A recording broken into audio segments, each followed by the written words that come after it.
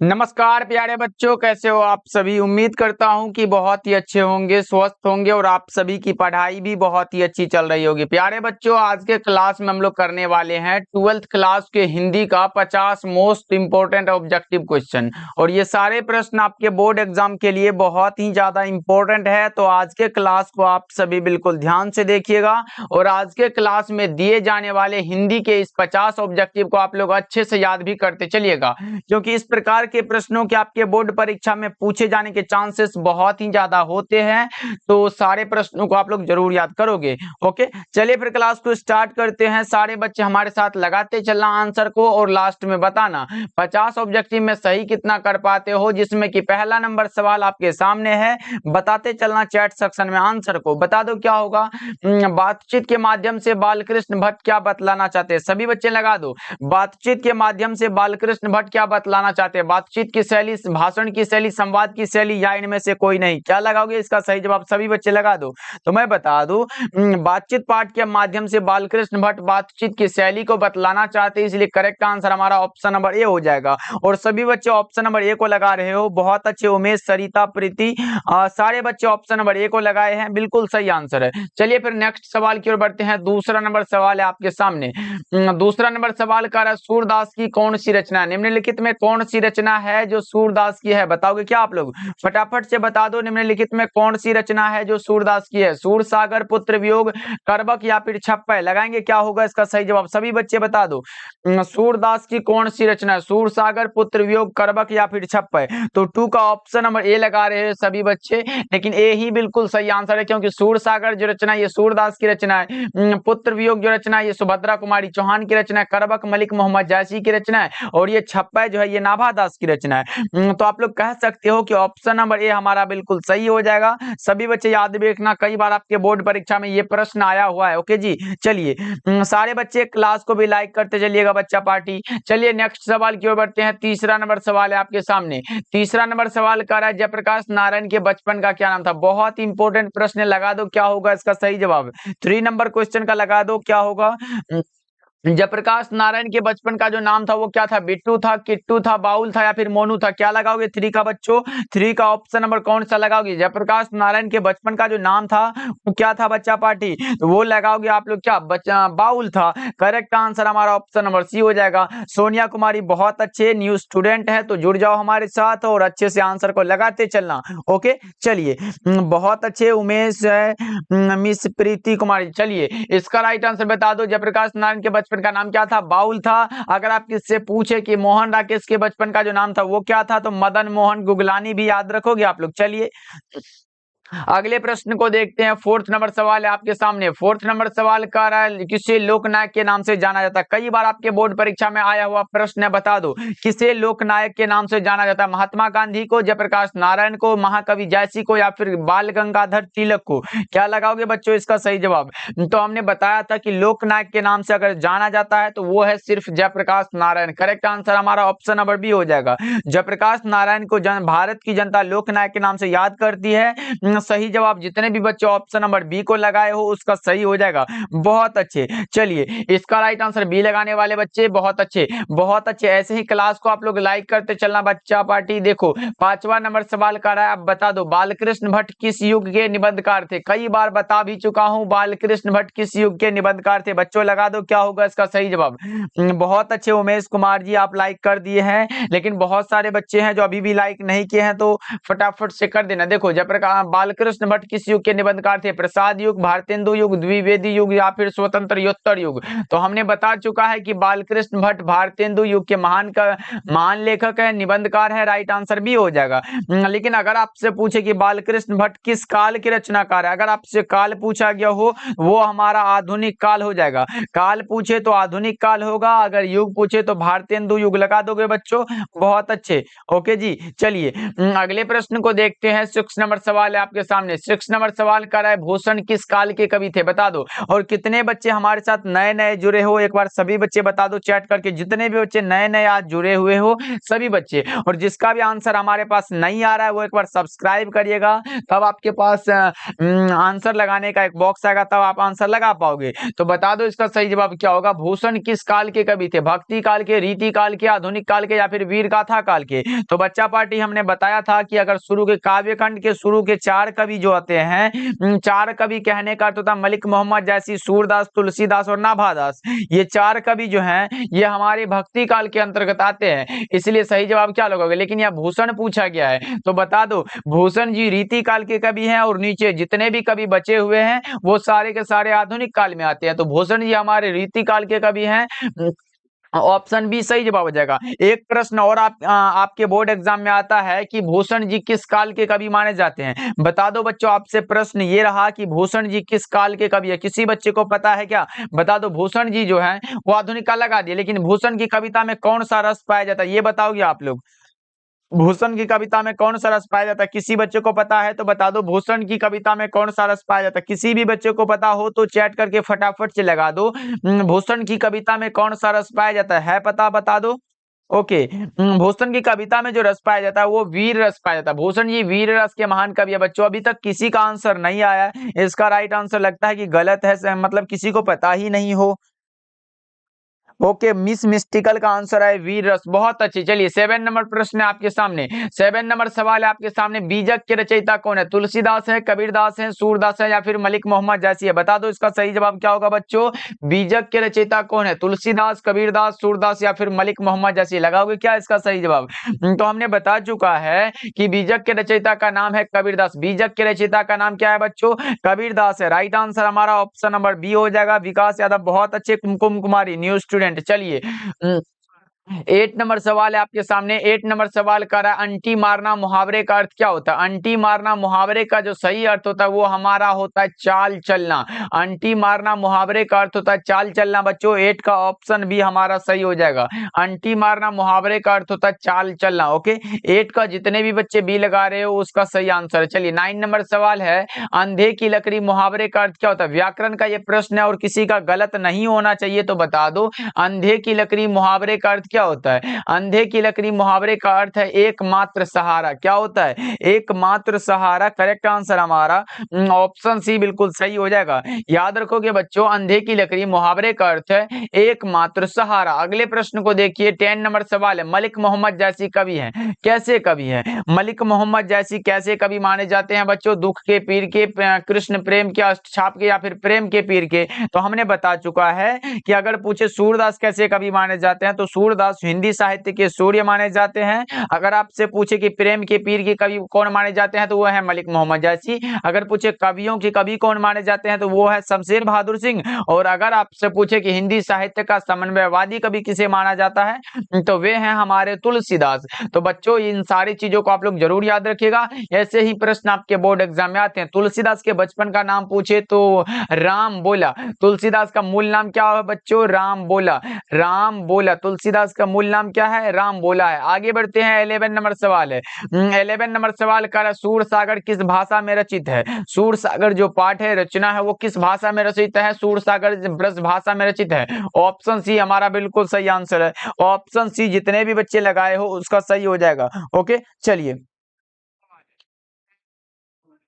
Okay okay, सूर सागर किस भाषा में रचित है तो ब्रज भाषा में है। 11 का सी आंसर सही है। चलिए फिर 12 नंबर सवाल है, गीतावली किन की रचना है। गीतावली जो रचना है वो किन की रचना है बच्चों, लगा दो।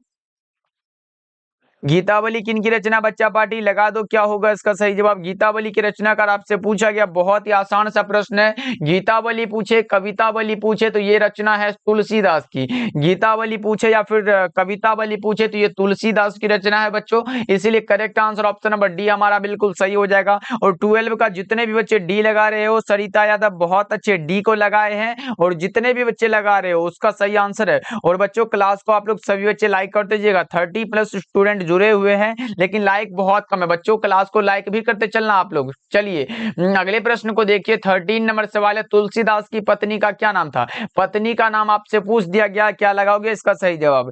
तुलसीदास की पत्नी का नाम पूछा गया रत्नावली। अगर तुलसीदास के माताजी का नाम पूछता तो आप लगाते हुलसी, तो पत्नी का नाम पूछा गया रत्नावली, करेक्ट हो जाएगा। क्या लगाओगे बच्चों? 13 का ऑप्शन नंबर बी हो जाएगा। 13 का जितने भी बच्चे बी को लगाए हो उसका राइट आंसर है बच्चों, ऐसे ही ध्यान में रखिएगा। ओके चलिए बहुत अच्छे। 14 नंबर सवाल है आपके सामने। 14 नंबर सवाल कह रहा है, भूषण के पिताजी का क्या नाम था? आप बता दो जी, भूषण के पिता का क्या नाम था? कवित्व जो कविता है उसके कवि का नाम है भूषण जी, और इसके पिताजी का नाम आपसे पूछ दिया गया है, तो क्या लगाओगे बच्चों? फटाफट से लगा दो। तो भूषण के पिता का जो नाम था वो था रत्नाकर त्रिपाठी। भूषण के पिताजी का नाम क्या था बच्चों? रत्नाकर त्रिपाठी था। राइट आंसर हमारा ऑप्शन ए हो जाएगा। बहुत अच्छे Anurag Thakur, option number A को लगाया आप। चलिए 15 नंबर सवाल है आपके सामने, बता दो प्रकृति वर्णन से संबंधित कविता कौन सी है? प्रकृति वर्णन से संबंधित कविता का जो नाम है वो है ऊषा। ऊषा जो लिखा गया वो शमशेर बहादुर सिंह के द्वारा लिखा गया। गांव का घर ज्ञानेंद्र पति के द्वारा लिखा गया साकेत, और यह हार जीत अशोक वाजपेयी के द्वारा लिखा गया। ये साकेत क्या है तो हम लोगों के हिंदी के सिलेबस में है ही नहीं, बस हार जीत है, गांव का घर है, ऊषा है, ये तीन ही है। चलिए आगे बढ़ते हैं बच्चों। क्लास को आप लोग लाइक भी करते चलिएगा। Good evening, good evening. चलिए अगले प्रश्न को देखिए। 16 नंबर सवाल है आपके सामने, बता दो रघुवीर सहाय किसके प्रधान संपादक थे? रघुवीर सहाय किसके प्रधान संपादक थे? रविकर के, दिनमान के, साप्ताहिक हिंदुस्तान के, या फिर कुछ पते और कुछ चिट्ठियां के? बता दो क्या होगा 16 का राइट आंसर। ये रचना है दिनमान के रचनाकार है। राइट आंसर आपका ऑप्शन नंबर बी हो जाएगा। रघुवीर सहाय दिनमान के रचनाकार है। राइट आंसर जितने भी बच्चे बी को लगा रहे हो उसका सही हो जाएगा बच्चों। क्लास को आप लोग लाइक करते चलना। बच्चा पार्टी सभी बच्चे एक बार कर दो लाइक क्लास को, फिर आगे बढ़ते हैं, फटाफट से कर लेंगे। ओके जी चलिए हो गया। चलिए चलिए फटाफट से कर देना बच्चा पार्टी। चलिए अगले प्रश्न को देखिए। 17 नंबर सवाल है आपके सामने। 17 नंबर सवाल कर रहा, प्यारे नन्हे बेटे को कविता के रचयिता कौन है? बता दो। इतना आसान सा प्रश्न है कि देखते ही आप लोग आंसर को लगा दोगे। प्यारे नन्हे बेटे को के रचयिता का नाम है कौन सा? विनोद कुमार शुक्ल। क्योंकि रघुवीर सहाय की रचना का नाम की बात करें तो वो है अधिनायक। अधिनायक जो रचना है ये किसकी रचना बच्चों? ये रघुवीर सहाय की रचना, अधिनायक रघुवीर सहाय की रचना है। और ये अशोक वाजपेयी की रचना का क्या नाम है? हार जीत है। अशोक वाजपेयी की रचना का क्या नाम है बच्चों? हार जीत है। और ये तुमुल कोलाहल कलह में जो रचना है, तुमुल कोलाहल आप लोग पढ़ते आ रहे हो, पढ़े भी होगे। तुमुल कोला, यहाँ कोलाहल होगा, तुमुल कोलाहल जो यहाँ पर कलह होगा, तुमुल कोलाहल कलह में, तुमुल कोलाहल कलह में जो रचना है वो रचना किसकी है? ये जयशंकर प्रसाद की है। इसीलिए करेक्ट आंसर जो होगा वो ऑप्शन डी हो जाएगा। और 17 का सभी बच्चे डी लगाए हैं। अनुराग ठाकुर बहुत अच्छे, सोनिया कुमारी 17 का डी, प्रिया रानी सभी बच्चे आंसर डी लगाए। चलिए अगले प्रश्न को देखिए। अगला प्रश्न 18 नंबर सवाल है, हार जीत क्या है? हार जीत जो रचना है वो क्या है बताओगे क्या आप लोग? 18 का सही जवाब बता दो। हार जीत जो रचना है वो क्या है बता दो सभी बच्चे चैट सेक्शन में आंसर को। हार जीत जो रचना है वो क्या है बता दो बच्चों, फटाफट से लगा दो। हार जीत जो रचना ये गद्य कविता है, लेकिन मैं आपसे पूछूं कि हार जीत कविता के कवि का नाम अगर आपसे पूछ दिया जाए तब क्या लगाओगे? हार जीत कविता के कवि का नाम क्या था बच्चों? वो था अशोक वाजपेयी। हार जीत कविता के कवि का जो नाम है वो है अशोक वाजपेयी। याद रखोगे आप लोग, अशोक वाजपेयी नाम था। इसीलिए करेक्ट आंसर जो होगा लगा देना। अभी का सही जवाब ऑप्शन नंबर बी हो जाएगा। चलिए आगे बढ़ते हैं। अगला प्रश्न 19 नंबर सवाल है।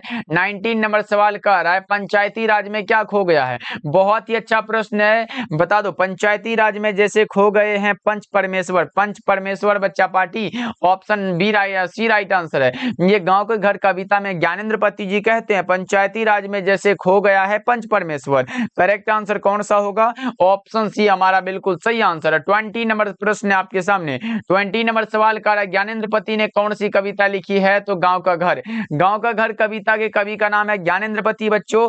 ऑप्शन ए हमारा बिल्कुल सही आंसर है। हार जीत अशोक वाजपेयी की रचना है, उषा शमशेर बहादुर सिंह की रचना है, और पुत्र वियोग सुभद्रा कुमारी चौहान की रचना है। ओके चलिए जितने भी बच्चे का आंसर नहीं आ रहा है हमारे पास, एक बार सब्सक्राइब करिएगा, सभी बच्चे का आंसर आना शुरू हो जाएगा बच्चों, इसलिए सभी बच्चे सब्सक्राइब करके ऑल नोटिफिकेशन पे सेट करिएगा। डेली क्लास का टाइम हमारा एक होता है 7 बजे और दूसरा हमारा 9 बजे, डेली शाम के 7 बजे और 9 बजे होता है बच्चों, दोनों क्लास को आप लोग जरूर ज्वाइन करोगे। अगले प्रश्न को देखिए, 21 नंबर सवाल है, रामानुज शब्द कौन समास है? रामानुज कहने का अर्थ होता है राम का अनुज, रामानुज होता है, तो बता दो रामानुज में कौन सा समास होगा बच्चा पार्टी, लगा दो क्या होगा इसका सही जवाब फटाफट से। रामानुज मतलब राम का अनुज, इसमें तत्पुरुष समास होगा क्योंकि इसमें कारक चिन्ह लगा हुआ है। राइट आंसर हमारा ऑप्शन बी हो जाएगा, और जितने भी बच्चे बी को लगाए हो उसका राइट हो जाएगा। अगले प्रश्न को देखिए, 22 नंबर सवाल है, 22 नंबर सवाल करा, प्रतिदिन में कौन सा समास है? प्रतिदिन में समास बता दो। मैंने बताया था यथा से शुरू हो, प्रति से शुरू हो, बे से शुरू हो, भर से शुरू हो या फिर आ से शुरू हो, आप अब यही भाव समास को लगाना, आपका सही हो जाएगा। और 22 का सी जितने भी बच्चे लगाए हो उसका सही हो जाएगा बच्चों, याद रखिएगा आप लोग। अभी नहीं रुका होगा बच्चा पार्टी, मुझे पता है कि अब क्लास चल रहा होगा। ओके, चलिए बीच में थोड़ा हो जाता है नेटवर्क प्रॉब्लम।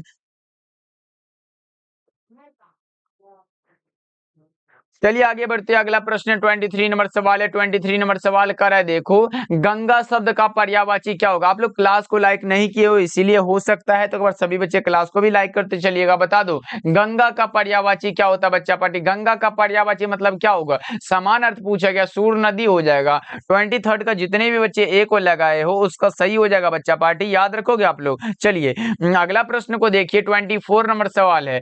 24 नंबर सवाल है, देवता का पर्यायवाची क्या होता है? देवता का पर्यायवाची मतलब समान अर्थ पूछा गया, देव हो जाएगा। देवता का पर्यायवाची क्या होता है बच्चा पार्टी? देव होता है। राइट आंसर आपका ये हो जाएगा। 40 स्टूडेंट जुड़े हुए हैं लेकिन लाइक्स बहुत ही कम है क्लास में, फटाफट से सभी बच्चे लाइक भी करते चलिएगा बच्चों। ओके, चलिए अगले प्रश्न को देखिए। अगला प्रश्न जो है आपके सामने है 25 नंबर सवाल। 25 नंबर सवाल का, शिव का उपासक क्या कहलाता? शिव का उपासक पूछे, विशेषण पूछे, तो आप लगाओगे शिव। शिव का उपासन या फिर विशेषण हमारा दोनों क्या होता है? शैव होता है। राइट आंसर हमारा ऑप्शन बी हो जाएगा, और जितने भी बच्चे ऑप्शन नंबर बी को लगा रहे हो उसका सही आंसर हो जाएगा, याद रखोगे बच्चों, बहुत इंपॉर्टेंट प्रश्न है। ओके, चलिए आगे बढ़ते हैं। अगला प्रश्न 26 नंबर सवाल है। 26 नंबर सवाल का अक्ल का अंधा मुहावरे का अर्थ क्या होता है? अक्ल का पुतला रहता, देखो यहाँ अक्ल का पुतला है, अक्ल का पुतला रहे तो हमारा हो जाएगा बहुत बुद्धिमान। लेकिन अगर पूछे आपसे कि अक्ल का अंधा मुहावरे का अर्थ क्या होगा? अक्ल का अंधा मुहावरे का अर्थ पूछे, वो अत्यंत मूर्ख होता है। क्या होता है बच्चों? मूर्ख होता है। राइट आंसर आपका डी होता, तब जब होता कि अक्ल का अंधा मुहावरे का अर्थ क्या होगा। अभी का जो राइट आंसर है वो ऑप्शन ए हो जाएगा। चल सवाल को देखिए, 27 नंबर सवाल कह रहा है, घर का न घाट का मुहावरे का अर्थ क्या होता है? घर का न घाट का मुहावरे का अर्थ क्या होगा बच्चों? लगा दो। घर का न घाट का मुहावरे का अर्थ जो होता है वो क्या होता है बच्चा पार्टी? वो होता है कहीं का नहीं। क्या होता है बच्चों? कहीं का नहीं। राइट आंसर हमारा ऑप्शन सी हो जाएगा। बहुत अच्छे, याद रखोगे आप लोग। चलिए पल्लवी तिवारी, बहुत अच्छे, आंसर को लगाते चलना है और सारे प्रश्नों को याद भी करते चलना है। घर का ना घाट का मुहावरे का अर्थ होता कहीं का नहीं। चलिए आगे बढ़ते हैं। अगला प्रश्न 28 नंबर सवाल, उर्वशी किन की रचना है? उर्वशी जो रचना वो किन की रचना बच्चा पार्टी? तो उर्वशी रामधारी सिंह दिनकर की रचना है। उर्वशी किन की रचना है? तो रामधारी सिंह दिनकर की रचना है। सभी बच्चे को याद रखना है कि उर्वशी के अगर रचनाकार का नाम पूछे, लेखक का नाम पूछे, तो आप लगाओगे सर ये रामधारी सिंह दिनकर हो जाएगा। सभी बच्चे को याद रखना है। चलिए फिर आगे बढ़ते हैं। अगला प्रश्न हमारे सामने, अगला प्रश्न कह रहा है, देखो आपके सामने है अगला प्रश्न 29 नंबर सवाल, वाद विवाद संवाद क्या है? वाद विवाद संवाद जो रचना है वो क्या है, बताओगे क्या बच्चा पार्टी? ओके, चलिए ओके ओके, आजाद चौहान है, न्यू स्टूडेंट है, तो आप आज से हमारे न्यू स्टूडेंट नहीं, आज से हमारे मित्र वे, सखा हुए, बस आप आज से जुड़ जाओ हमारे साथ और डेली क्लास में आना। देखो वाद विवाद संवाद क्या होता है? आलोचनात्मक निबंधों की पुस्तक है। लेकिन मैं आपसे एक प्रश्न पूछूं तो बताओगे क्या आप लोग? वाद विवाद संवाद जो रचना है वो किन की रचना है? किसी बच्चे को पता हो तो बता दो। वाद विवाद संवाद जो रचना है वो किन की रचना है? बताओगे क्या आप लोग? फटाफट से बता दो। वाद विवाद संवाद जो रचना वो किन की रचना है, बता देना आप लोग चैट करके। चलिए फिर 30 नंबर सवाल को देखिए। 30 नंबर सवाल करा, उसने कहा था कहानी कैसी कहानी है? उसने कहा था युद्ध की भी कहानी है, दिव्य प्रेम की भी कहानी है और प्रेम पर बलिदान होने की भी कहानी है। इसलिए सही जवाब ऑप्शन नंबर डी हो जाएगा। बिल्कुल सही जवाब है 30 का डी। जितने भी बच्चे लगाओगे उसका सही हो जाएगा। बच्चों क्लास को आप लोग लाइक भी करते चलना। चलिए 31 नंबर सवाल है आपके सामने।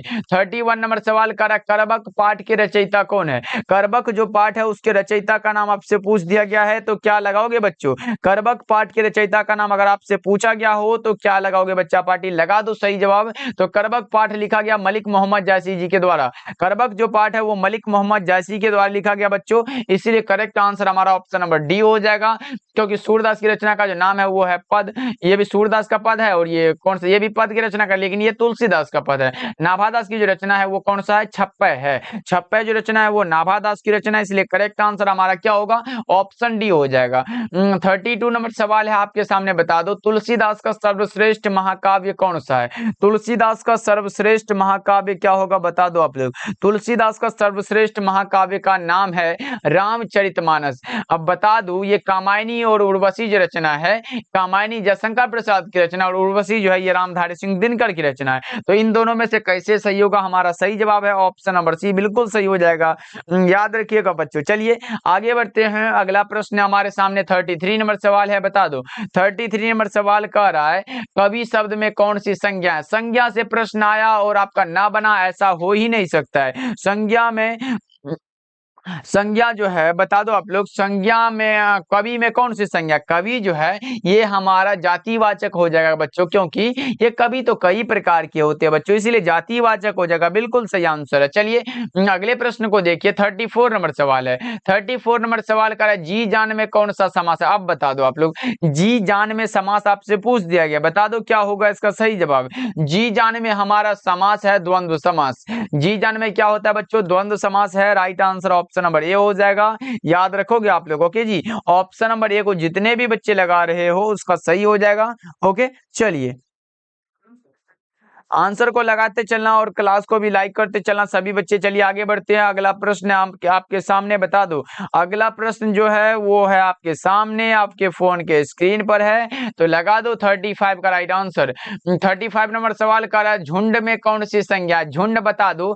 झुंड जो है कभी एक आदमी से हुआ क्या? झुंड मतलब बहुत आदमी हो, मतलब ये हमारा समूहवाचक करेक्ट हो जाएगा। इतना ही आसान आसान प्रश्न आपके बोर्ड परीक्षा में पूछा जाता है बच्चों, इसलिए उतना भी डिफिकल्ट नहीं होता है प्रश्न। बस आपको पढ़ाई करने की जरूरत होती है, जितना पढ़ोगे उतना सही आ जाएगा, और मैं जितना पढ़ाऊंगा उसी से बच्चा पार्टी आ जाएगा। बस आपको क्या करना है, जितना भी पढ़ाते जा रहा हूं पिछले क्लास को देखते चलना है। डेली क्लास का टाइम हमारा 7 बजे है, तो 7 बजे वाला क्लास बहुत इंपॉर्टेंट होता है, तो उसको सभी बच्चे जरूर ज्वाइन करोगे। जो भी साइंस स्ट्रीम से हो वो 7 बजे भी ज्वाइन करना बच्चा पार्टी, इसलिए बोल रहे हैं कि सब्सक्राइब कर लो और डेली क्लास का नोटिफिकेशन आपको मिलता रहेगा। ओके जी चलिए राइट आंसर बता दिया, डी हो जाएगा। 36 नंबर सवाल है आपके सामने। 36 नंबर सवाल कह रहा है किसने अपने जीवन के अंतिम दिनों में नारीत्व की साधना की? बता दो 36 का राइट आंसर। 36 का राइट आंसर बता दो किसने अपने जीवन के अंतिम दिनों में नारीत्व की साधना की थी? तो सभी बच्चे को पता होना चाहिए, याद होना चाहिए। ये किया था गांधी जी ने। किसने? गांधी जी ने। राइट आंसर आपका ऑप्शन नंबर ए हो जाएगा। याद रखिएगा आप लोग। चलिए बहुत अच्छे। विक्रम कुमार, रोशन राजन है, सिद्धार्थ झा है, आजाद है, उमेश है, सभी बच्चे आंसर को लगाते चलना है। बस क्लास को आप लोग लाइक भी करते चलना बच्चों। चलिए आगे बढ़ते हैं। 37 नंबर सवाल है। 37 नंबर सवाल कर है, देखो बुद्ध और महावीर ने नारियों को कौन सा अधिकार दिया गया? बुद्ध और महावीर ने नारियों को अधिकार दिया है भिक्षुणी होने का। किसका? भिक्षुणी होने का। राइट आंसर आपका ऑप्शन बी हो जाएगा। बुद्ध और महावीर ने नारियों को अधिकार दिया है भिक्षुणी होने का, इसलिए करेक्ट आंसर कितने भी बच्चे बी लगा रहे हो उसका सही हो जाएगा। और बच्चों क्लास को आप लोग लाइक भी करते चलना जितने भी बच्चे हो, और चैनल से पहली बार जुड़ रहे हो यानी कि हमारे साथ पहली बार जुड़ रहे हो तो सब्सक्राइब भी करते चलिएगा। एक बार बता दो कितने बच्चे हो जो आज न्यू आए हो, तो सभी बच्चे बता दो। ओके विक्रम कुमार जी, हम आपका भी नाम ले रहे हैं, हम सभी का नाम लेते हैं विक्रम। चलिए बता दो इसका सही जवाब क्या लगाए हो। ऑप्शन बी लगाए हो 37 का। 37 का कितने बच्चे हो जो ऑप्शन नंबर बी को टिक करे हो, बता दो। 37 का बी लगाए हैं रोशन राजन, बहुत अच्छे, ऐसे ही आंसर लगाते चलो बच्चा पार्टी, बहुत ही मजा आता है जब आप लोग आंसर को लगाते हैं। चलते हो 38 नंबर सवाल है, तिरीच शीर्षक पाठ में लेखक के पिताजी कितने साल के हैं। तिरीच शीर्षक जो पाठ है उसमें जो माना गया है कि तिरीच शीर्षक जो पाठ है, बता दो उसमें लेखक के पिताजी कितने साल के हैं। 56 साल के, 52 साल के, 55 साल के या फिर 57 साल के, कितने साल के हैं बच्चों, लगा दो। 38 का करेक्ट आंसर तो वे हैं हमारे 55 साल के, 55 साल के हैं, इसलिए correct answer option number C हो जाएगा। याद रखिएगा। बहुत अच्छे प्रिया रानी, तो डेली क्लास में आप जुड़ोगे हमारे साथ। ओके चलिए 39 नंबर प्रश्न आपके सामने। 39 नंबर सवाल कर रहा है, तिरीच किस प्रकार की रचना है। तिरीच जो रचना है वो किस प्रकार की रचना है, बताओगे क्या आप लोग। तिरीच जो रचना है वो किस प्रकार की रचना है, तो आपको पता होगा ये है आधुनिक त्रासदी की कहानी। करेक्ट आंसर आपका ए हो जाएगा। 39 का जितने भी बच्चे ए को लगाए हो बहुत अच्छे। चलिए आगे बढ़ते हैं, अगला प्रश्न हमारे सामने। अगला प्रश्न कह रहा है 40 नंबर सवाल है। 40 नंबर सवाल कह रहा है कि जहां भय है वहां मेधा नहीं हो सकती, और यह किस पाठ की उक्ति है, बता दो। ये कई बार मैं बता भी चुका हूं, जहां भय है वहां मेधा नहीं हो सकती है। ये पाठ जो है ये है हमारे लिया गया अर्धना शिक्षा से, क्योंकि जो जय कृष्ण मूर्ति जी कहते हैं जहां भय है जहां डर है वहां आप मेधावी नहीं बन सकते हैं। इसलिए करेक्ट आंसर जो जितने भी बच्चे डी को लगाए हो उसका सही आंसर हो जाएगा। अर्धनारीश्वर पाठ के लेखक का नाम है रामधारी सिंह दिनकर। ओ सदानेरा एक प्रकार का निबंध है, जगदीश चंद्र माथुर के द्वारा लिखा गया और सिपाही की मां मोहन राकेश के द्वारा लिखा गया है। इसलिए आप कह लो कि ऑप्शन नंबर डी हमारा बिल्कुल सही हो जाएगा। और 40 का जितने भी बच्चे डी को लगाए हो टिक किए हो उसका सही आंसर हो जाएगा। ओके चलिए अगला प्रश्न को देखिए बच्चा पार्टी। अगला प्रश्न जो है वो आपके सामने है, बता दो। 41 नंबर सवाल है। 41 नंबर सवाल कह रहा है, शिक्षा शीर्षक पाठ के अनुसार सत्य की खोज तभी संभव है जब क्या हो, बता दो। 41 का राइट आंसर, शिक्षा शीर्षक पाठ के अनुसार सत्य की खोज तभी संभव है जब स्वतंत्रता हो। क्या हो बच्चों, स्वतंत्रता हो। राइट आंसर हमारा ऑप्शन नंबर ए हो जाएगा। शिक्षा शीर्षक पाठ के अनुसार सत्य की खोज तभी संभव है जब स्वतंत्रता हो। राइट आंसर आपका जितने भी बच्चे ए को लगाए हो उसका सही हो जाएगा। चलिए आगे बढ़ते हैं, अगला प्रश्न हमारे सामने 42 नंबर सवाल है। 42 नंबर सवाल करा, द ओनली रिवॉल्यूशन किन की रचना है। द ओनली रिवॉल्यूशन जो रचना है वो किन की रचना है, जय कृष्ण मूर्ति की, जयप्रकाश नारायण की, रामधारी सिंह दिनकर की, या फिर जगदीश चंद्र माथुर की, बता दो आप लोग। द ओनली रिवॉल्यूशन जो रचना है ये रचना है, बता दो। 42 का राइट आंसर क्या लगाओगे बच्चों पार्टी, तो ये है जय कृष्ण मूर्ति की रचना। लेकिन आपसे मैं एक प्रश्न पूछना चाह रहा हूं, बता दो जय कृष्ण मूर्ति का पूरा नाम क्या है। जय कृष्ण मूर्ति का पूरा नाम बता दो। मात्र 50 ऑब्जेक्टिव है जिसमें कि 8 और बचा हुआ है बच्चा पार्टी, लगा दो। जय कृष्ण मूर्ति का पूरा नाम क्या है, किसी भी बच्चे को पता हो तो लगा दो। जय कृष्ण मूर्ति का पूरा नाम क्या है बच्चा पार्टी। अभी 45 स्टूडेंट जुड़े हुए हैं लेकिन क्लास में लाइक बहुत ही कम है बच्चा पार्टी, ऐसे कैसे काम चलेगा। सभी बच्चे एक बार क्लास को लाइक भी कर दीजिएगा। देखिए अगर पूछे कि जय कृष्ण मूर्ति का पूरा नाम क्या है तो वो है जिद्दू कृष्ण मूर्ति। याद रहेगा बच्चों, जिद्दू कृष्ण मूर्ति है, याद रखोगे ना आप लोग। चलिए आगे बढ़ते हैं, 43 नंबर सवाल है आपके सामने। 43 नंबर सवाल कर रहा है, लीडबेटर किसमें विश्व शिक्षक का रूप देखते थे, बता दो आप लोग। लीडबेटर जो थे वो किसमें विश्व शिक्षक का रूप देखते थे, पता है क्या आप लोगों को, बता दो। लीडबेटर जो थे वो जय कृष्ण मूर्ति में विश्व शिक्षक का रूप देखते थे। करेक्ट आंसर हमारा ऑप्शन नंबर डी हो जाएगा। सभी बच्चे को याद रखना है, कई बार आपके बोर्ड एग्जाम में आया हुआ प्रश्न है बच्चों। ओके चलिए क्लास को भी लाइक करते चलना। जितने भी बच्चे नए नए जुड़ रहे हो तो बता दो कहां कहां से हमारे साथ जुड़े हुए हो। सभी बच्चे एक बार बता दो कहां कहां से आप लोग जुड़े हुए हो, तभी जो है उसी बच्चे को पीडीएफ दिया जाएगा। इसलिए सारे बच्चे जितने भी बच्चे आंसर को लगाएंगे सब्सक्राइब करके उसको पीडीएफ जो है बिल्कुल दे दिया जाएगा। ओके जी चलिए ऑप्शन नंबर डी आपका सही हो जाएगा। आगे बढ़ते हैं बच्चा पार्टी। 44 नंबर सवाल है आपके सामने। 44 नंबर सवाल का जूठन शीर्षक आत्मकथा के लेखक कौन है। जूठन जो पाठ है वो एक प्रकार का दलित आत्मकथा है बच्चा पार्टी, और इसके लेखक का नाम आपसे पूछ दिया गया है, वे हैं ओम प्रकाश वाल्मीकि। ओम प्रकाश वाल्मीकि की रचना का नाम जो है वो कौन सा है, तो वो है हमारे जूठन आत्मकथा के लेखक ओम प्रकाश वाल्मीकि है। राइट आंसर हमारा ऑप्शन नंबर सी हो जाएगा, बिल्कुल सही आंसर है। ओके ग्रुप में ऐड कर देंगे बच्चा पार्टी। जूठन शीर्षक आत्मकथा के किसकी रचना है, तो ओम प्रकाश वाल्मीकि तरीके की है। आप पूछोगे सर उदय प्रकाश की कौन सी रचना है, तो आप लोग तिरीच जो चैप्टर पढ़ते आ रहे हो, तिरीच जो चैप्टर है ये उदय प्रकाश की रचना है। तिरीच जो एक प्रकार का क्या है बच्चा पार्टी, तो तिरीच एक प्रकार का कहानी है। नामवर सिंह की रचना का जो नाम है वो कौन सा है, प्रगीत और समाज। नामवर सिंह की रचना का जो नाम है वो कौन सा है बच्चा पार्टी, प्रगीत और समाज। आप लोग समझते चलो। और ये जय कृष्णमूर्ति शिक्षा जो पाठ है वो जय कृष्णमूर्ति की रचना है। तो ये सब कैसे हो सकता है, इसलिए करेक्ट आंसर हमारा ऑप्शन सी हो जाएगा। याद रखोगे आप लोग, बहुत अच्छे। चलिए आगे बढ़ते हैं। 45 नंबर सवाल है आपके सामने। 45 नंबर सवाल करा, हंसते हुए मेरा अकेलापन शीर्षक पाठ क्या है। हंसते हुए मेरा अकेलापन जो शीर्षक पाठ है वो क्या है बता दो बच्चों। बहुत अच्छे, बता दो। इसका राइट आंसर बता दो। हंसते हुए मेरा अकेलापन जो पाठ है वो क्या है, एक प्रकार का डायरी है जो कि मलियत जी के द्वारा लिखा गया है। हंसते हुए मेरा अकेलापन मलियत जी के द्वारा लिखा गया है, बता दो। ऑप्शन नंबर ए राइट आंसर हो जाएगा, जो कि एक प्रकार का डायरी है। याद रहेगा बच्चों। चलिए अगले प्रश्न को देखिए। 46 नंबर सवाल है आपके सामने। 46 नंबर सवाल करा, पराक्रम शब्द में कौन सा उपसर्ग है। पराक्रम में उपसर्ग पूछेगा परा और करम। परा और क्या होगा, क्रम हो जाएगा। राइट आंसर हमारा कौन सा, ए हो जाएगा 47 का। 47 का ए हो जाएगा बच्चों, याद रखिएगा आप लोग। चलिए विक्रम कुमार जी आप कहाँ से हो।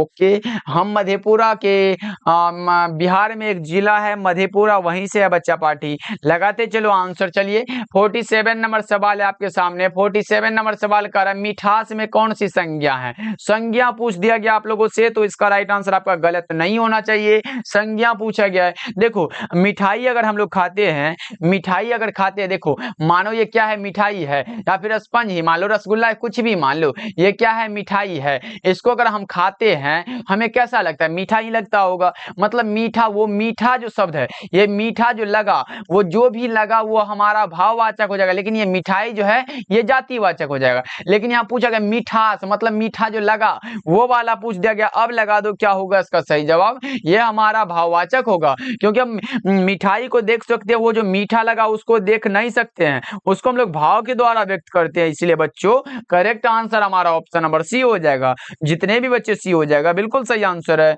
ओके चलिए चलिए अगले प्रश्न को देखिए। 48 नंबर सवाल है बच्चा पार्टी। 48 नंबर सवाल कर रहा है, पुत्र वियोग शीर्षक कविता किस काव्य संग्रह से लिया गया है। पुत्र वियोग जो कविता है वो किस कविता संग्रह से लिया गया है, तो ये लिया गया मुकुल से। और मैं बता दूं, मुकुल रचना के लिए सुभद्रा कुमारी चौहान को 1930 ईस्वी में हिंदी साहित्य सम्मेलन का शेख सरिया पुरस्कार भी दिया गया था। क्या दिया था बच्चा पार्टी, शेख सरिया पुरस्कार भी मिला था, ये भी आप लोग याद रखिएगा।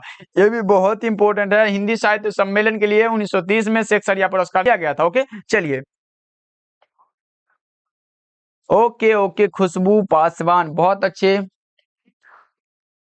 49 नंबर सवाल है आपके सामने। 49 नंबर सवाल है। 49 नंबर सवाल करा, सत्संग में किन की अभिरुचि थी। सत्संग में अभिरुचि पूछ दिया गया आप लोगों से, बता दो। 49 का राइट आंसर बता दो बच्चों पार्टी, बच्चों पार्टी नहीं बच्चा पार्टी। बता दो सत्संग में किन की अभिरुचि थी, तुलसीदास की, सूरदास की, कबीरदास की या फिर जयशंकर प्रसाद की। बताओगे क्या बच्चों, तो मैं बता दूं सत्संग में अभिरुचि थी सूरदास की। सत्संग में किन की अभिरुचि थी, सूरदास की। आज नेटवर्क प्रॉब्लम भी बहुत है बच्चों, इसलिए कोई बात नहीं, लेकिन हम लोगों का 50 ऑब्जेक्टिव भी अब होने को चला है। देखो अगला प्रश्न हमारे सामने, correct answer option number B को लगा लो, बिल्कुल सही आंसर है। अगला प्रश्न को देखिए एंड लास्ट सवाल है, पद्मावत किन की रचना है।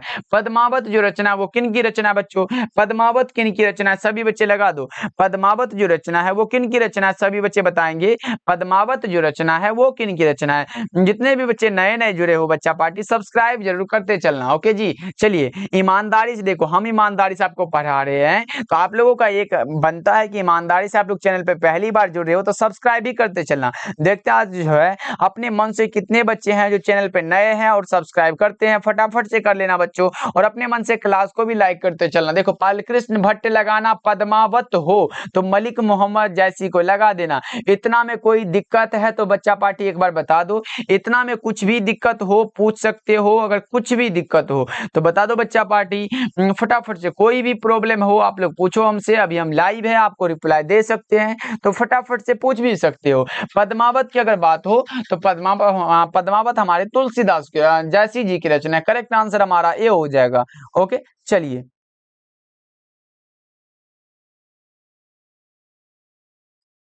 आवाज नहीं जा रहा है बच्चा पार्टी, एक बार बता दो आवाज में क्या हो गया। अभी तो वॉइस क्लियर है। कुछ बच्चे बोल रहे सर आपकी आवाज में क्या हुआ है, आवाज चेंज हुआ है या फिर आवाज आप लोगों को जा नहीं रहा है? बच्चा पार्टी एक बार बता दो, चेंज है या फिर जा नहीं रहा है? ऑफलाइन क्लास भी चलता है बच्चों। तो एक बार सभी बच्चे क्या करिएगा, क्लास को लाइक भी करते चलिएगा। सभी बच्चे एक बार कर दो क्लास को लाइक फटाफट से बच्चा पार्टी।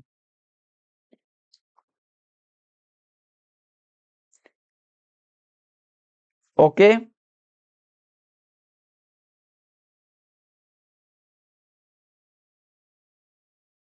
सर, आप ईपीएस पढ़ाते हैं सर? ईपीएस का होता है एक बार बता दो, इसका फुल फॉर्म भी लिख के।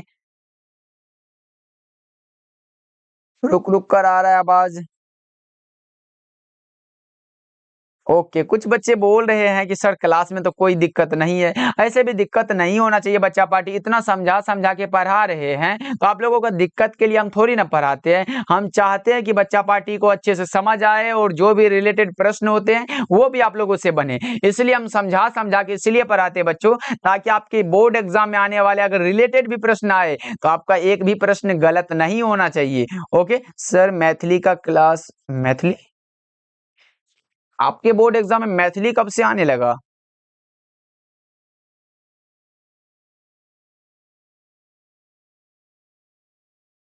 हाँ, अगर आर्ट्स से हो तो होगा, लेकिन साइंस में तो मैथिली वाला नहीं है। ओके बच्चा पार्टी, तो आज के क्लास में इतना ही। मिलते हैं फिर अगले क्लास में। कल आप लोग तैयार रहना 9 बजे, कल भी 9 बजे क्लास होगा, तो सभी बच्चे तैयार रहना। 9 बजे सभी बच्चे क्लास के लिए तैयार रहोगे? यस नो सभी बच्चे बता दो। और जितने भी बच्चे तैयार रहोगे एक बार सब्सक्राइब करके ऑल नोटिफिकेशन पे सेट कर लीजिएगा। सर आप अकाउंट सब्जेक्ट पढ़ाते हैं? उसके लिए एक आपके लिए प्लेटफॉर्म चैनल भी बनाया गया था। ये वाला चैनल कौन सा था? ये वाला चैनल आप लोग नहीं ज्वाइन किए हो। ये वाला ज्वाइन आप ये वाला चैनल आप लोग लगता है ज्वाइन नहीं किए हो। प्लेटफॉर्म वाला विद्या प्लेटफॉर्म एक चैनल नाम से बनाया गया, वहां पे आप लोग ज्वाइन हो जाइएगा। आर्ट्स वहां पे भी पढ़ाया जाता है। आर्ट्स के लिए वो चैनल उपयुक्त है और ये चैनल तो हमारा है ही, इसलिए दोनों पे ज्वाइन कर लीजिएगा। ओके, मिलते हैं फिर अगले क्लास में बच्चों। ओ